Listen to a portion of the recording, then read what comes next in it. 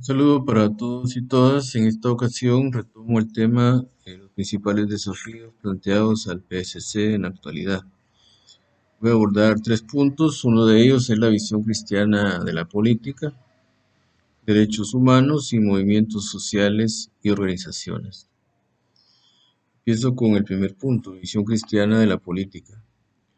La reflexión del PSC busca orientar a los distintos sistemas políticos para que promuevan y protejan de mejor manera la dignidad de la persona humana. El compendio de la doctrina social de la Iglesia plantea: la persona humana es el fundamento y el fin de la convivencia política. Esta afirmación es clave. Cualquier sistema político que se considere tal debe subordinarse a las necesidades reales de la persona humana. De lo contrario, no estaría siendo legítima su misión. La DSI aporta el concepto de comunidad política, y este término hace referencia a las instancias, instituciones y organizaciones que presentan y representan los intereses, proyecciones y estructuras políticas de las naciones o de la comunidad internacional en el tema de la política. La comunidad política está esencialmente al servicio de la sociedad civil y en último análisis de las personas y de los grupos que la componen. La sociedad civil, por tanto, no puede considerarse un mero apéndice o una variable de la comunidad política. Al contrario, ella tiene la preeminencia, ya que es precisamente la sociedad civil la que justifica la existencia de la comunidad política. Puede parecer incluso radical la posición del PSC ante la comunidad política, al afirmar que la razón de su existencia es la sociedad civil en sí misma. Pero esto ratifica el carácter subordinado de los caminos políticos que se tracen. Han de tener en cuenta la dignidad humana y el bienestar integral de la sociedad, pues es en estas que realmente el quehacer político encuentra su fundamento. Es para servicio de la sociedad civil para lo que ha sido creada la comunidad política. El segundo punto son los derechos humanos. ¿Qué aspectos de la realidad nos lleva a este tipo de reflexiones? El principio permanente que orienta estas reflexiones es el principio de la dignidad de la persona humana.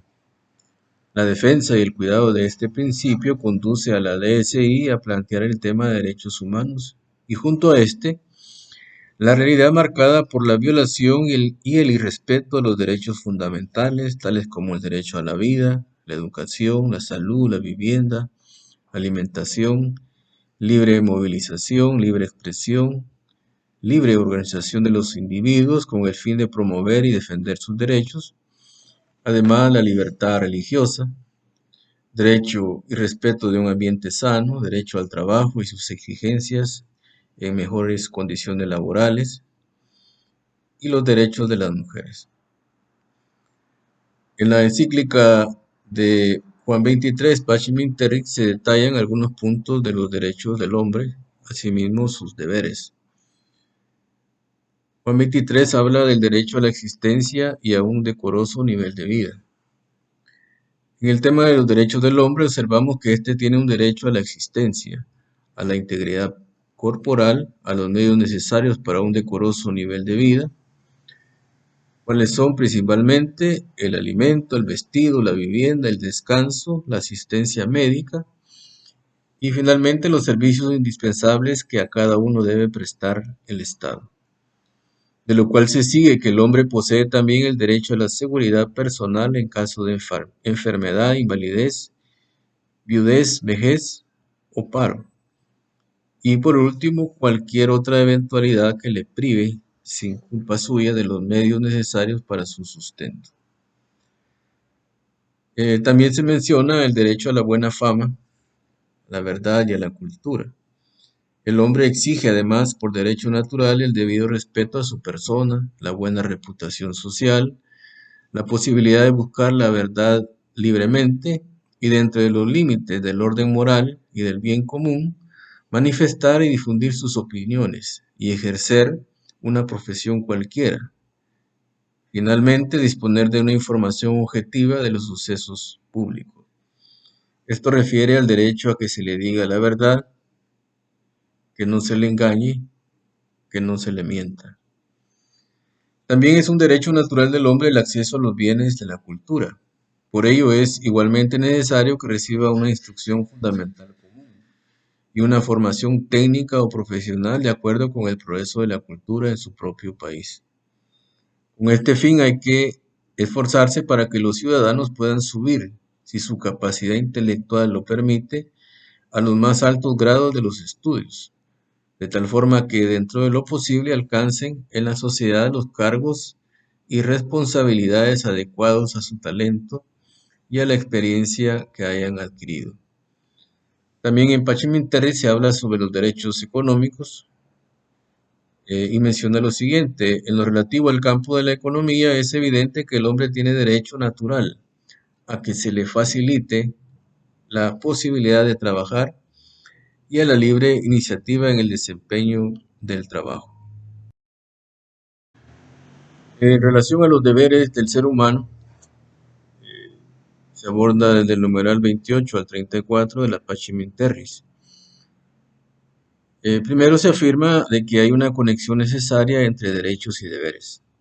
Los deberes naturales que se recuerdan están unidos en el hombre que los posee con otros tantos deberes, y unos y otros tienen en la ley natural, esto quiere decir que los posee por ser hombre o mujer, que los confiere o los impone, su origen, mantenimiento y vigor indestructible. Por ello, para poner algún ejemplo, al derecho del hombre a la existencia corresponde el deber de conservarla. Al derecho de un decoroso nivel de vida, el deber de vivir con decoro. Al derecho de buscar libremente la verdad, el deber de buscarla cada día con mayor profundidad y amplitud. El deber de respetar los derechos ajenos. Es asimismo consecuencia de lo dicho que en la sociedad humana a un determinado derecho natural de cada hombre corresponda en los demás el deber de reconocerlo y respetarlo, porque cualquier derecho fundamental del hombre deriva su forma moral obligatoria de la ley natural que lo confiere e impone el correlativo deber. Por tanto, quienes al reivindicar sus derechos olvidan por completo sus deberes o no les dan la importancia debida, se asemejan a los que derriban con una mano lo que con la otra construyen.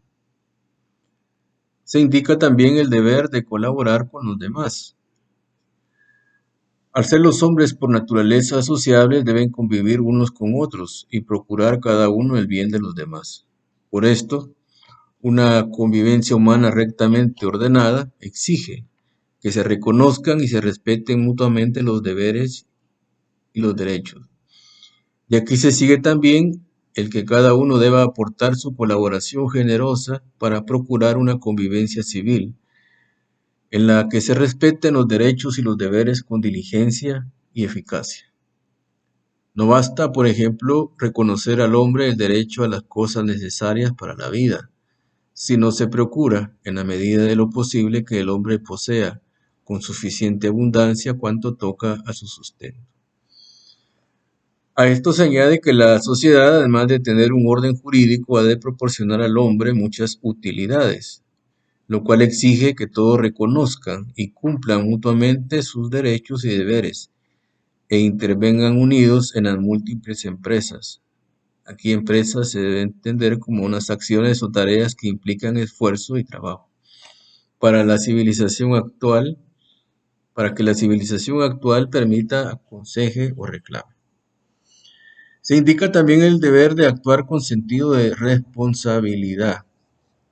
La dignidad de la persona humana requiere además que el hombre en sus actividades proceda con propia iniciativa y libremente, por lo cual, tratándose de la convivencia civil, debe respetar los derechos, cumplir las obligaciones y prestar su colaboración a los demás en una multitud de obras, principalmente en virtud de determinaciones personales.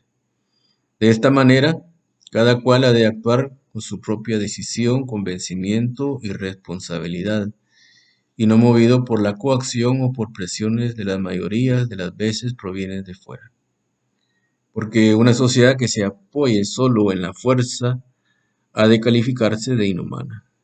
En ella efectivamente los hombres se ven privados de su libertad en vez de sentirse estimulados por el contrario, al progreso de la vida y al propio perfeccionamiento.